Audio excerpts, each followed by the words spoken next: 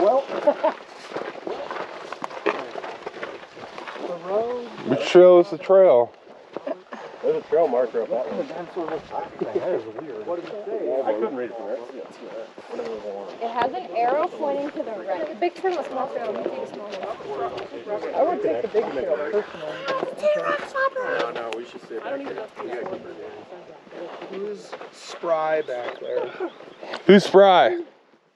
Who's young and spry? Go Okay. see that trail marker. I'm old and spry. Let me just run up there quick. What does spry mean? Where are we going? It means like you're agile, you can run, you're fast. Okay, thanks. Aaron. Yeah, Aaron, you're killing microorganisms.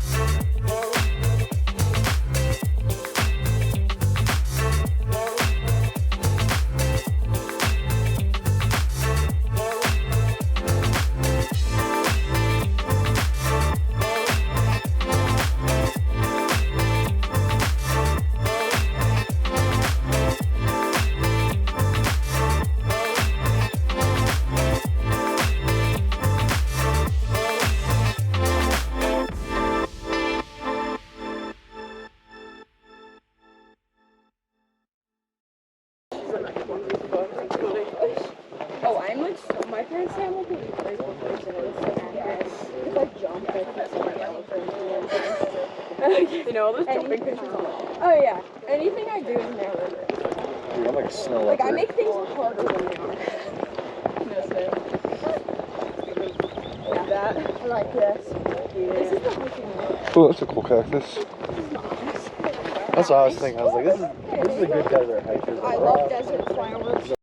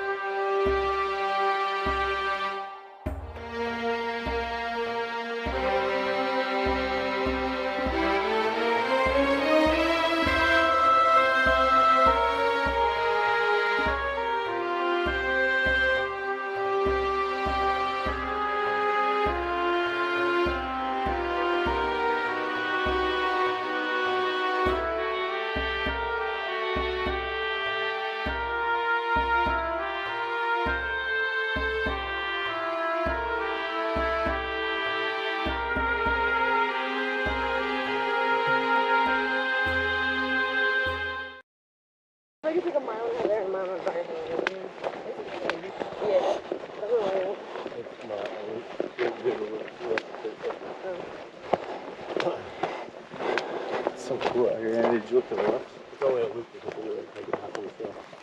It's pretty cool. Unless they decided. I always like pop my head up. I don't know. And again, I'm like, damn. Where the hell are we? Because it was like 0.4 out. A ween boy.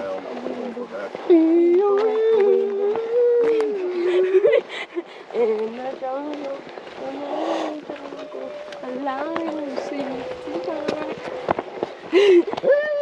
Guys, that was so good. Yeah. We should record it. Yeah, for sure. Yeah.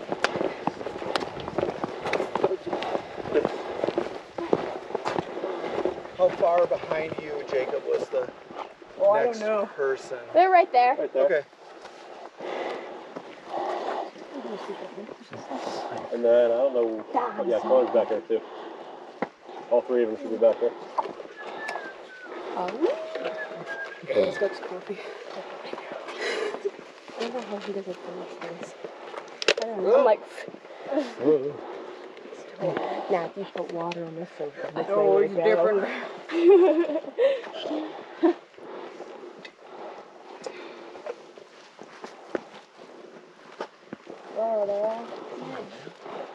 You see, there was a blooming cactus. Yeah, I got a picture. So did I. I was like, I wonder if you're stopped to get a picture. Is that what it was called? Did you identify it? Yeah, it's a Mojave mound cactus. I saw one of those up on top of the peak we climbed last night. No. It was just a single climb. Yeah. She's like, Aaron, I bought you a shirt for your trip. I was like, oh, That's how my eyes said nice. What kind of rock? Okay, don't you shout it out. What kind of rock are you standing on? And you probably would want to like squat down. What's the black stuff, by the way? Manganese. No. no, it's that microorganism. Lichen. This is lichen. The cryptobiotic soil grows in the soft sediment. This is just lichen. Okay. Now, You step on it. what observations can you make about what you're standing on before you name it? Bedding? Okay, there seems to be bedding. very fine grained. What is very fine grained? Because very fine grained actually has a specific diameter associated with it. So is this very fine grained? I don't know. No, just fine. Horse. Like sand. Okay, sand, it's the texture of sand. It's sand-sized particles. What is a sand-sized particle? Isn't it like 2 millimeters to 0.1 millimeters? It's 2 millimeters to 0.06 millimeters. Okay, so that would be, so like Aaron, you said very fine. 0.06 is very fine sand. Okay. Okay, so 2 is coarse sand. Okay, so it's sand and it's bedded. What is it? Sandstone. Sandstone. Yeah. Okay, what kind of sandstone? Is it Arcos. Arcos, Arenite, Isn't Arcos Greywacke, or lithic? What is Arenite. Arcos? Arcos is iron rich. Isn't it feldspar rich? Arcos is feldspar rich. So it's not that. What is Arenite? Quartz rich. Almost pure quartz. What is lithic? Dirty. No. It has fragments of other rocks. So oftentimes, think about like a really fine crystalline basalt breaking into sand-sized pieces. That would be a lithic sandstone. Dirty is Greywacke. Oh yeah. That's where you have a mud component. Okay. So Is Arcos dirty. What's that? Is Arcos red like Arcos sandstone? It usually is kind of pinkish because of the feldspars are usually orthoclays. So it's commonly with a pink color. Okay, so which one is this? What?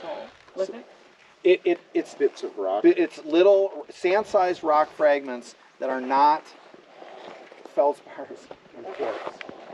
Okay, so what is this? Arenite, Arcos, lithic, or Greywacke? Arenite. Arenite. Yeah, this is arenaceous sandstone. Okay, now what is going on here? Depositionally, what is going on here? Oh, okay, so Laura, either you're going to take a nap or you're giving me the bed orientation, yeah? So the bed orientation, did you guys see that? It's going this way. Is that the actual bedding that you would associate with the structure of this area? Yeah. Was this laid down horizontally? No. No. Talon, what is this? How was it laid down? Probably, I don't know.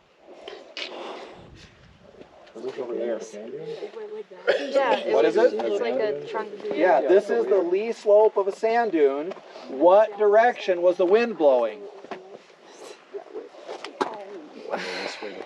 Wait, Lee's the backside, right? Stoss is the backside. Lee is the steep side. So That way. good. Yeah, do you guys see it? So the wind would have been blowing in this direction, and if you look, especially like where Lauren's left foot is, now her heel, that you can kind of see it's like going in to the hillside. Okay, so what you're looking at is each one of these beds is a grain collapse off the face of that dune. Every single bed. How do we know it's not the Stoss side? Because both are sloped. It's steep. The angle at which it's. There are different processes. Hold on. Different processes on the Stoss and the Lee Like side. delineation. I drew this the other day. What's happening on the Stoss side as the Lee is migrating? What happens on the Stoss side? It gets shallower. They're like Which Lincoln, is what happens? Sediments go uphill and Yeah. then they collapse down the lee So side. this side, the Lee side is constructive, that's depositional, yes. depositional, constructive. And that's Stoss side is destructive, right? Because you're peeling the sediment off the Stoss side in order to create the Lee side. Yeah. So these aren't Stoss slopes because they're erosional, not depositional. Yeah. They're depositional. What did I say it backwards? Yeah, you said I backwards. said it backwards. These are depositional. So the wind was blowing in this direction, collapses down this side, okay? And so the dune would have been migrating in this direction. Now, Jonathan just pointed out right here, okay, if you get a change in wind direction, right, you change the direction that the sediment is moving. And so now we have a new lee slope. So the top of that dune gets shaved off, and now you get sediments spilling off the other side. So if you look out there, bless you, look at the changes in wind direction. Remember I talked about crossbed sets? You can really pick out those crossbed sets. And look, this beautiful sweeping, I mean, Jessica Hardy, does this ring a bell for you at all, looking at this? Does it look familiar? What does it remind you of? Like this? Yeah, and the area out here.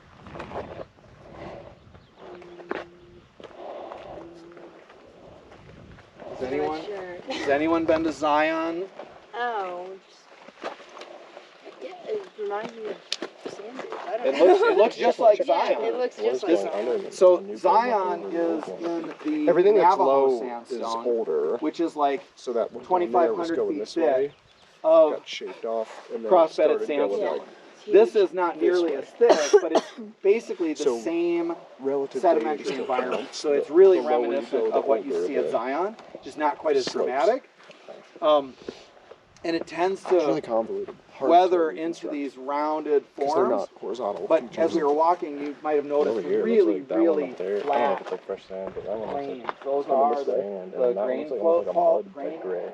Oh yeah, um, they could have been more close down there. collapses. You have Okay. some petals or So something. one of the reasons why there's such beautiful bedding is because think about it collapses, and then you have a period of hardening, and then the next one collapses, right? Because you might get one grain collapse on one day, and then the wind dies down at night, and then the next day the wind kicks up again, and you get another grain collapse. But overnight, what happens? Condensation. Good. Yeah, you get condensation on the surface. So it kind of armors that slope, and then another one comes down. What indicates the bedding changes here? How do you know that there's multiple beds? Coloration. The coloration. Coloration and resistance. See that rippled surface? So coloration and resistance. The colors, you see some of them are reds and oranges. Iron oxide. Okay. And that's how they like harden it over time. Not the process. You just That's when it gets buried deeply and groundwater flows through it, and that's where you get precipitation of cement binding the grains So together. these got buried rapidly. Water came in, and then they hardened. Buried rapidly under More dudes. a kilometer of sediment. Okay. Yeah, so that's not happening like it takes. Yeah. It's a long process. Yeah. Everybody look at that kind of feature. So see where there's that really kind of vivid yellow stuff at the top with the cryptobiotic soil? Look at the big kind of triangular shape underneath it with the rounded features. Everybody see that with the kind of, you can picture them, they're not contours obviously, but they look kind of like that, the rounded things. Is that all one consistently dipping bed, or are there many dips through there? Many dips? One. Mini dips. It's hard, right? That's an apparent dip problem. They are all consistently dipping, but because it's eroded as a rounded feature, you're seeing a lot of different apparent dips for one consistent dip angle. So when you see stuff like that, just be aware that if you see rounded weathering patterns, it can make the dips look variable, but they're probably not. What It's a feature that happens from weathering patterns. over there? What gives it like the cross pattern, like a checkered pattern, like below that a little bit? Oh, that's another change in wind direction. Yeah, it's either different cross beds or you might be seeing joints. That's what happens at checkerboard mesa, is you see joint patterns cut through the bedding and they make a checkered pattern. Yeah, so you can see Yeah, there he's the looking joints down are there. actually taking advantage Right. of one crossbed direction, and then there are some that are about 60 degrees to that, and that would be probably your unloading. You can see that checkerboard pattern over on the far side over there. You see how it's like broken into like parallelograms? Yeah. You guys see the fracture pattern over there? Like coloration? That is, there's a place in Zion called Checkerboard Mesa, and it's actually there, it's more squares. It's broken into squares, and then it's got white and red stripes, so it looks like a checkerboard. Okay. Well, good. Oh, I said cool. Okay. Yeah. Are you actually? Yeah. I would totally just up and go. No, actually, though, it's so fun. Yeah. I'd be so down. Okay. Okay. We just come back twice. Yeah. We'll figure it out. You know, we figured this out. We only spent like 2 days there. Yeah. It can be like a 4-day trip. Exactly. 2 days in the park. 2 days shopping. Yeah. You're gonna break my bank. It's okay. We're both working here. True. I need to get I love my boss. Also, I'm gonna have my phone here. So I'm not gonna get my answer. But it'll be fine.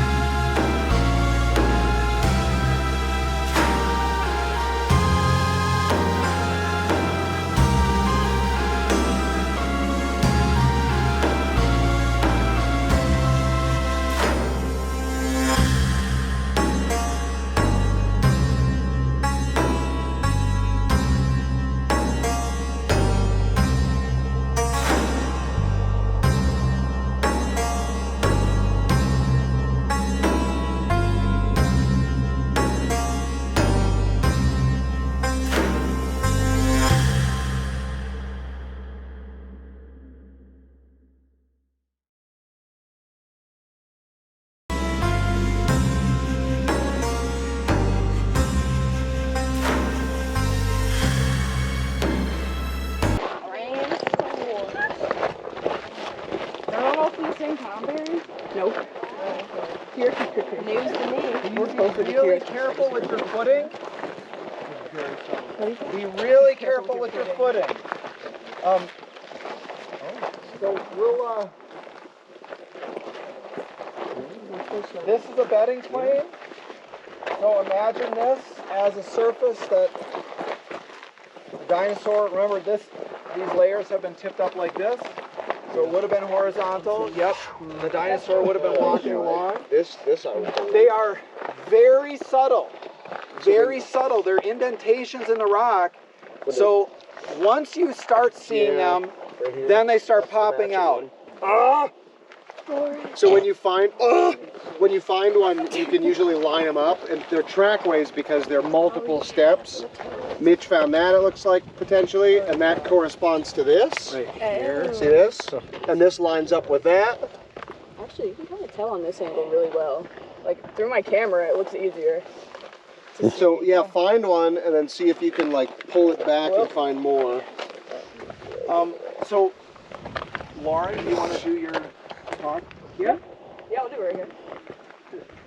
Where's like a good place to stand? Why don't we go down over here? Okay. Yeah, it looks like there's a reader board. So, was Zion ever uplifted, or was it just because Oh yeah, it's on the it's part of that block. And that's why the box it's in size and what the slack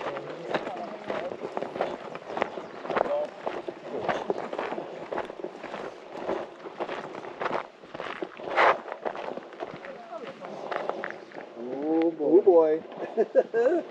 You read my mind, Dr. Yeah, there's the good ones. Okay. So let's give, I know you guys want to look around, or I hope you want to look around, but let's give Lauren our full attention.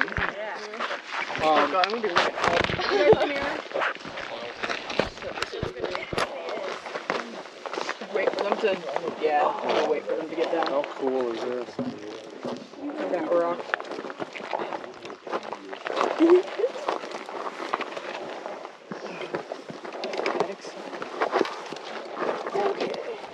Oh, wow. Thanks, Queen. Okay. They'll come over. Okay, so since we're here, how many people have seen Jurassic Park? Like, raise your hand. Okay. How many people know what a Dilophosaurus is? Okay, good. So, all of these tracks here are Dilophosaurus. This is not really a part of my speech, but I just think it's really cool because I love Dilophosaurus. So, if you've seen Jurassic Park, you've definitely seen the Dilophosaurus. That's the one in the movie with the big, the frill and the crest on its head that like spits the guy in the car. That's that one. Totally inaccurate. Dilophosaurus was not that small. It was actually more like the size of a bus. I mean, well, give or take, including like the length of it. And all of these footprints here are from that dinosaur. Well, as far as they know. So that's just this area. And let me go. I promise my thing is not rotting. It got wet in the Badlands, and it's just... Okay, so we're gonna start with the Morrison Formation. So this talk is supposed to be about Dinosaur National Park, National Monument, but we're just gonna go into the Morrison since Morrison is a Jurassic period. That's where most of the dinosaurs were found, in the monument. So one of the most famous dinosaurs in the monuments was the Allosaurus. So I'll just hop right in and talk about that. I have, this is a little hard to see from where you are, but this is a diagram of an Allosaurus skeleton. This one is in particular special, but we'll get into that. So Allosaurus was a theropod dinosaur, which means it walked on two legs, essentially, and it was carnivorous. So it mainly preyed on probably stegosaurs. There are instances of it maybe going for sauropods, which are the big long necks, but they more or less preyed on stegosaurs, which wasn't really an easy prey since stegosaurs are huge and they have their big tail with a thagomizer. So, you know, this Allosaurus in particular is nicknamed Big Al because he was one of the most complete skeletons, and he came with 19 injuries that they could tell from the bones. This is what this diagram is. It maps out all of the different injuries that he had. I'm not going to read them all off, but one of them in particular was across the ribs, and they believe it was from a Diplodocus tail strike because it fractured like a line of ribs, which that's just a hypothesis. But the injury that ended up killing him, they believe, was one on his toe, because his toe bone was broken and then healed over, and it was like a big bulb, so he probably couldn't walk very well, and then eventually died, got covered in sediment. And that was not in the monument, but it was in the Morrison Formation, which is this entire area. It's only a little bit of Utah. It's mainly central in Colorado and Wyoming, and then some up in like Washington, South Dakota. It's kind of all over the place. But so the allosaurs there are the most famous because, I mean, it's allosaurs. It's basically the T-Rex of the Jurassic period, since T-Rex didn't exist until the Cretaceous period. So one of the most relevant dinosaurs for us, being, I guess, living in Pennsylvania, living in Pittsburgh, whatnot, is Diplodocus. So Diplodocus, if you've ever been to the museum, is one of the two big long neck ones in the Jurassic room. So there's the one with the sort of narrow face. That's the Diplodocus. That was found in the Morrison, and in 1899, I believe, Andrew Carnegie was like, oh, this is really cool, and then bought it and brought it over to Pittsburgh, and that's sort of how our museum came to be, since that was the most complete at the time that we had. So another carnivore that I'm going to talk about, because there were so many carnivores, there were ones equal of size to allosaurs, like Saurophaganax and Torvosaurus, but they're either not as complete, not as many fossils have been found, or just not as popular. But this one right here that I have is Ceratosaurus. Ceratosaurus is one of my personal favorite dinosaurs, so I thought I'd include it. It is a lot smaller than the Allosaurus. This here is a scale bar of 1 meter. This one doesn't have a scale bar, but just believe me on that. And Ceratosaurus actually has 3 nose horns, so it has like 2 horns on its forehead and 1 on its nose. And it was a lot smaller, so I just think they're really neat because not a lot of carnivores had these nose horns and weapons, so it could have been for ornamentation, defense, attack. I mean, it really could have been anything, because usually when you think of a horned dinosaur, you think of a ceratopsian. But those were either non-existent or very, very small. There were like proto-ceratops in the Jurassic period, but they were really tiny. So ceratopsians didn't start coming up until the Cretaceous. So a lot of the dinosaurs in the Jurassic, people don't really know where to separate Jurassic dinosaurs from Cretaceous, but they were like hundreds of million, well, not hundreds, a million years apart. But I keep telling people this fact. It's that where we are right now in the geological time, we are closer to T-Rex existing than Stegosaurus was to T-Rex existing, which I think is an insane fact. And I heard it the other day and I was like, oh my God. Because Stegosaurus and T-Rex were 67 million years apart, and then we're 65, 66 million years apart from T-Rex. So that's just a fact that I think is really cool. But yeah, that's pretty much it. I mean, the dinosaurs here were all if not most Jurassic, just because of the way things were preserved. And like the tracks here, like I said, are Dilophosaurus, and I think there's one literally right here. Yeah, I was looking at it. Yeah, this one right here you can really see. So, yeah. So, how do the tracks get preserved? Rapid burial. Okay.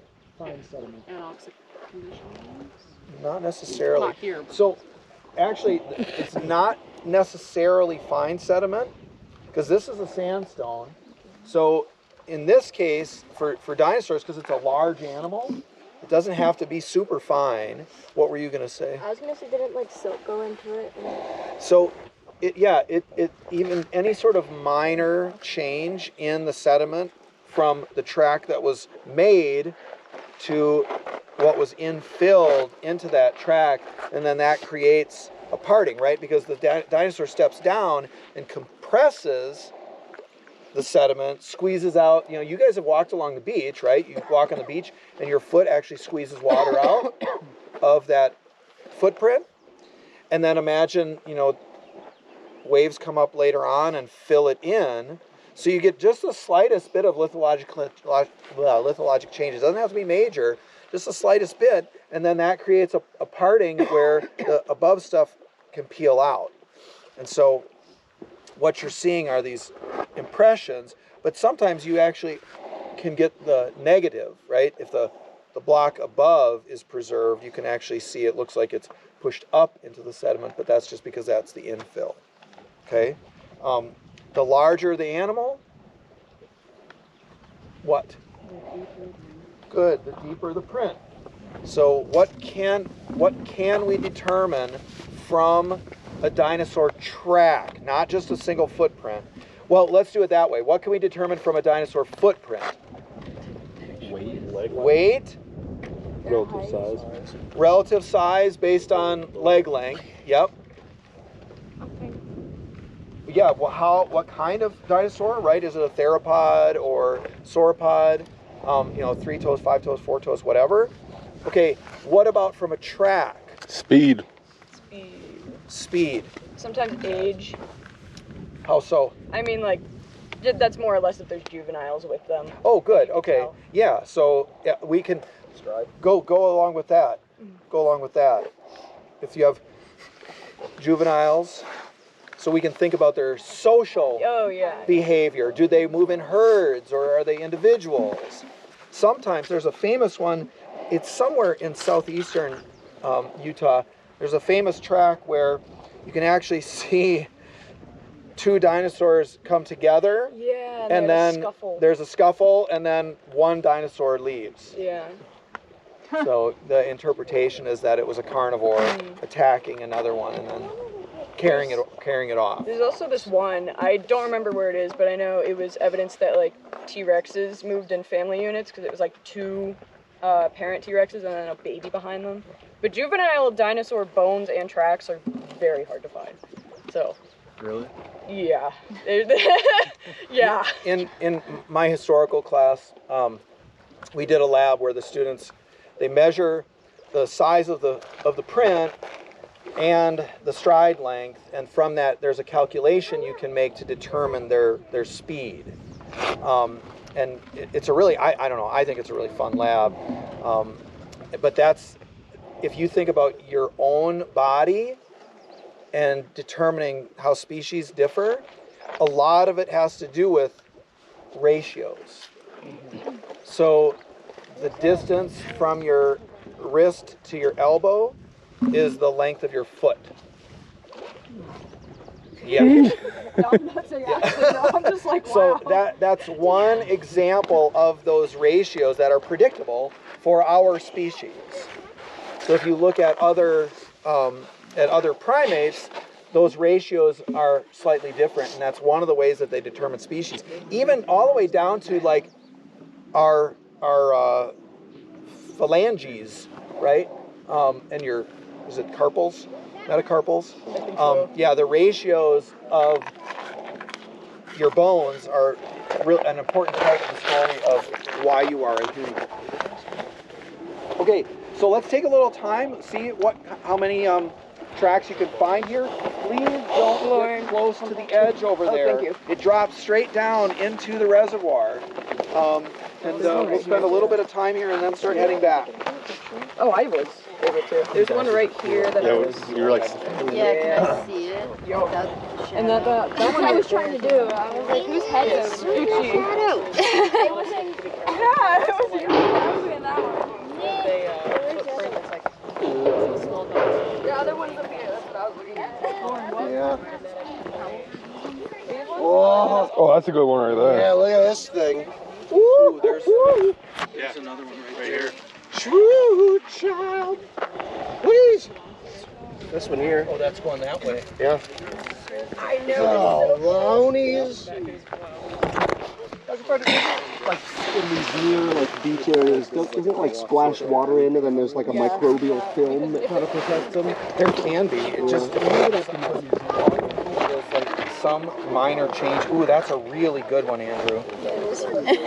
Jeez.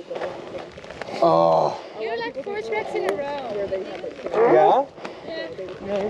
That was crazy. These are amazing. I was crazy. There's a guy. Oh, he lives here. Probably sees them all the He time. must not be a geologist. Yeah, he wasn't a trained. Yeah, that one's crazy good. Yeah. Trained in dinosaurology. So, Jessica, you point to that one, and Laura, you point to this one. Some good ones down here. I bet. So a common convention is put your hand by it in the direction it was walking for scale. No, it literally has like. Here, I'll take a picture of your hand. I'm assuming that's one there. Oh, fudge. And then there's this one, I'm assuming. Good night. This is huge. God.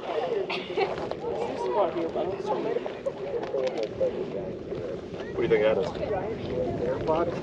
Well, I don't know. I'm not very knowledgeable. it's bigger. It's big as the size of your foot. It's really big. That's. Oh, here's another. It wore, Just picture it. it wore a It size walked here. 13. It literally walked here. That's crazy to me.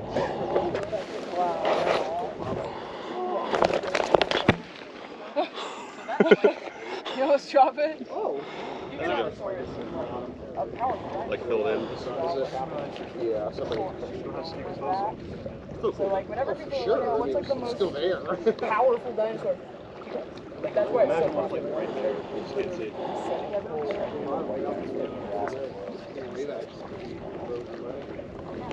Like Indominus Rex. Yeah, the Indominus Rex. Yeah. Gotta die. Oh! Copper light. I want to find a copper light.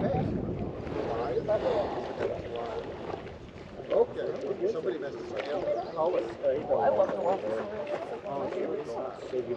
I'm so happy. Yeah, so if it's I know.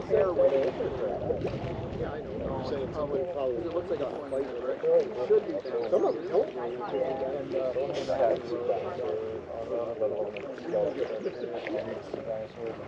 I know, right?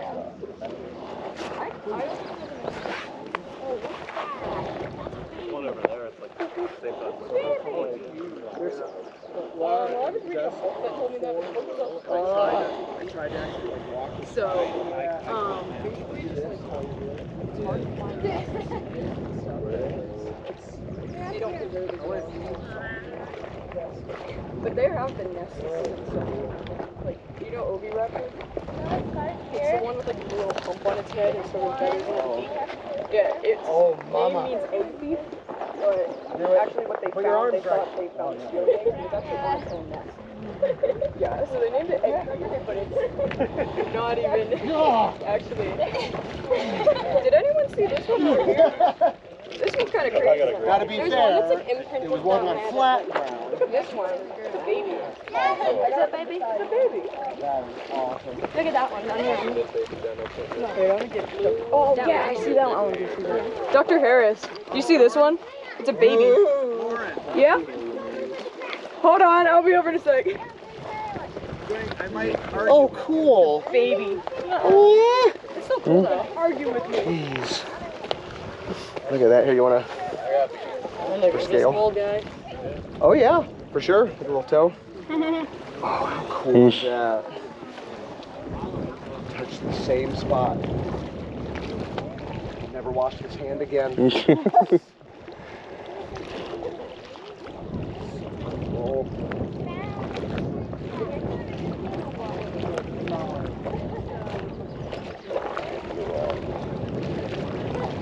That's where one put its lunchbox down.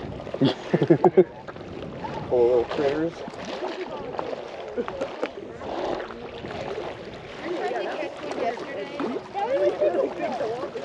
Fun.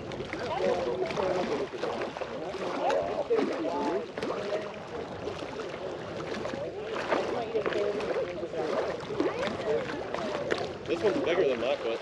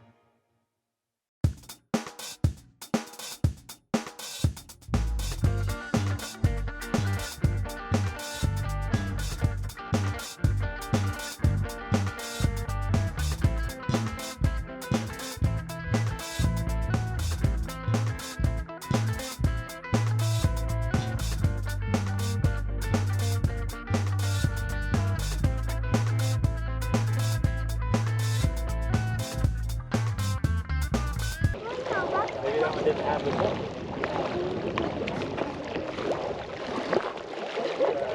Really?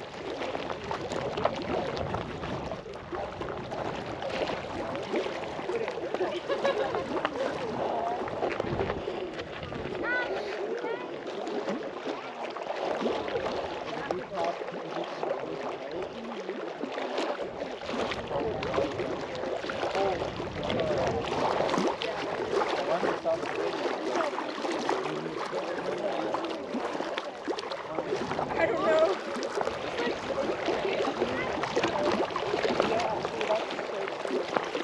You have to like. When someone points it out, I see If you it. actually like get down, it's easier to see. Yeah. That's so I see them on like one time, but I don't find them myself. See something here? Yeah, right there. Yeah, there are two. Yeah. One right here. Yeah, I saw those. Yeah, there's another one. They're everywhere. There's a different kind here. There's one here too. Oh yeah.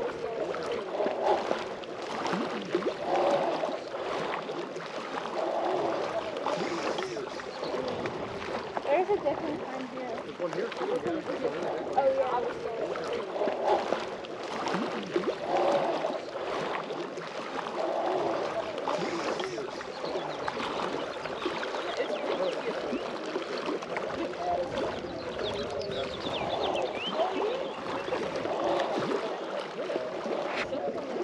I wonder if this is like that other one.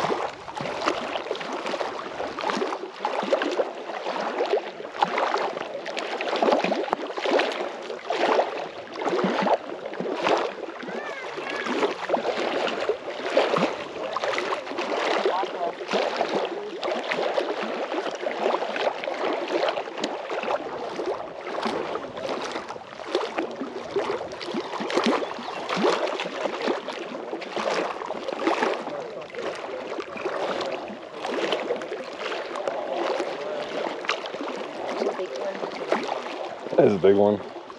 No. You just stand here. I caught a lizard. You caught a lizard? Yeah. Nice. I let him go. He tried to bite me. But he has no teeth, so. But now I know I can catch a lizard. I tried like 4 times.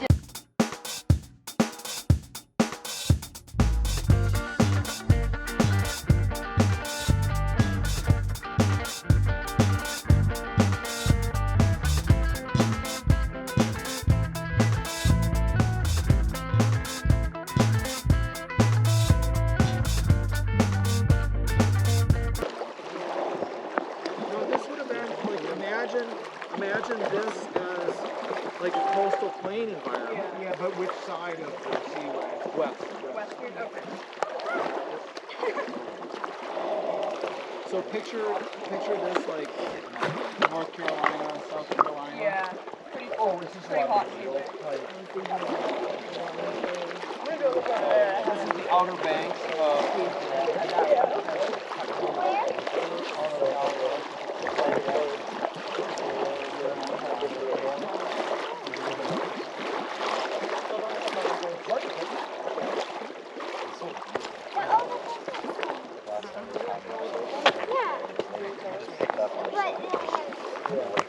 Yeah, so that's related to how deep it is.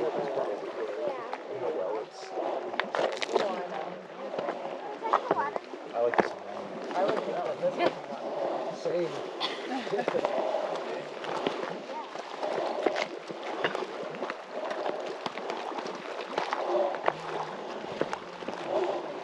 Alright, hold on 1 second. Everybody stop. Turn this way from where you're at. Just turn and smile. Make like a dinosaur. Not yet. Okay, now I need the dinosaur pose.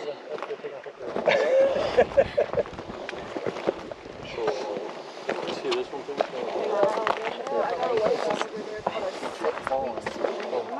Do you want one all together?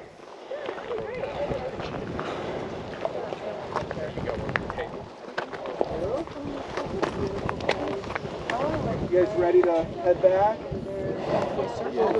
This right here. Fight where dinosaurs walk. Let's walk. They said they were gonna fist fight. I was like, you can fight where dinosaurs once walk. What'd you say? I said you can fight where dinosaurs once walk. But you both have to pretend to be different dinosaurs. I don't know dinosaurs, so I call T-Rex. That's the only one I know. Stegosaurus. Yeah, so those are all the options. I'm the.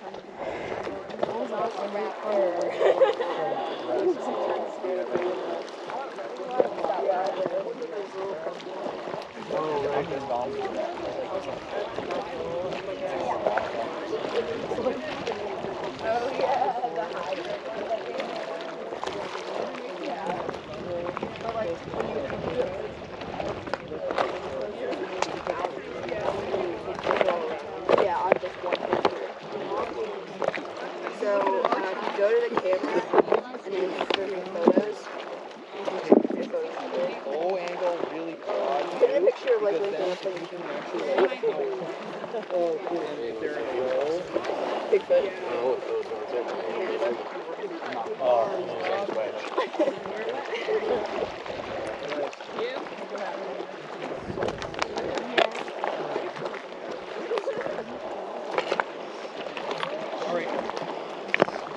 So from here, we're gonna go back into town and get gas. So